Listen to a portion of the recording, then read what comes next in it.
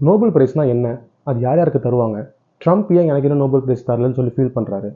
என்ன இன்ஃபர்மேஷன் தேவையோ அதை மட்டும் ஷார்ட்டாக கிறிஸ்பாக சொல்லிடுறேன். ஆல்ஃப்ரட் நோபல் இவர் ஸ்வீடனில் பிறந்தவர். ஒரு மிடில் கிளாஸ் ஃபேமிலியில் தான் இவர் பிறக்கிறாரு.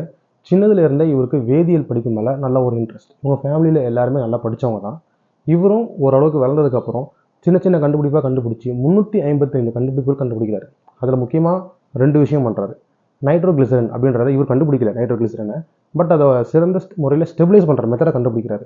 அது ஒரு எக்ஸ்ப்ளோசிவ், மிலிட்டரியில் யூஸ் பண்ணக்கூடிய எக்ஸ்ப்ளோசிவ். ப்ளஸ் இப்போது இந்த மலைகளை வெடிக்க செய்கிறாங்க இல்லையா, மைனிங்க்கு பவர்ஃபுல்லானது. அதனுடைய அப்டேட் வெர்ஷனாக இன்னொன்று கண்டுபிடிக்கிறாரு, டைனமைட். இன்னி வரைக்கும் மிலிட்டரியில் யூஸ் பண்ணக்கூடிய எக்ஸ்ப்ளோசிவில் ஒன்று. டிஎன்டியோட பவர்ஃபுல். இதன் மூலிமா இவருக்கு நல்ல வருமானம். இவருக்கு அண்ணன் ஒருத்தர், தம்பி ஒருத்தர். நல்ல வருமானத்தில் கோடீஸ்வரராக ஆயிடுறாரு. ஒரு நாள் என்ன நடக்குது, சின்ன ஒரு ஆராய்ச்சியில் 7 பேர் கொண்ட குழு இறந்துடுறாங்க. அப்போ பிரெஞ்சு பத்திரிக்கை ஒரு விஷயத்தை வெளியிடுறாங்க, மரணத்தை விற்கக்கூடிய மரண வியாபாரி மரணம் அடைந்தார் அப்படின்ட்டு.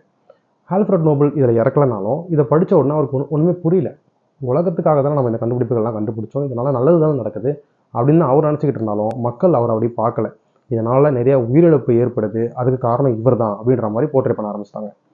இதில் இன்னும் சொல்லப்போனால் அந்த ஆக்சிடெண்ட்டில் 7 பேர் இறந்தாங்கல்ல, அதில் முக்கியமாக இறந்த ஒரு ஆள் யாருன்னா ஆல்ஃப்ரட் நோபலுடைய தம்பி. இப்போ தான் ஆல்ஃப்ரட் நோபலுக்கு ஒரு எண்ணம் வருது. உடனே என்ன பண்ணுறாருன்னா ஒரு உயில் எழுதுறாரு.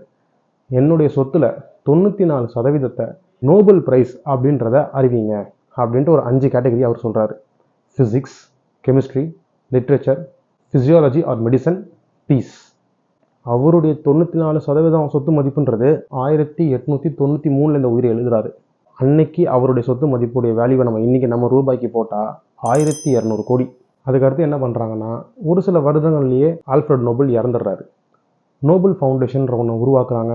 அதன் மூலிமா உலகத்தில் இந்த 5 கேட்டகரியில் வரவங்களுக்கு நோபல் பிரைஸ் கொடுத்துக்கிட்டு இருக்காங்க.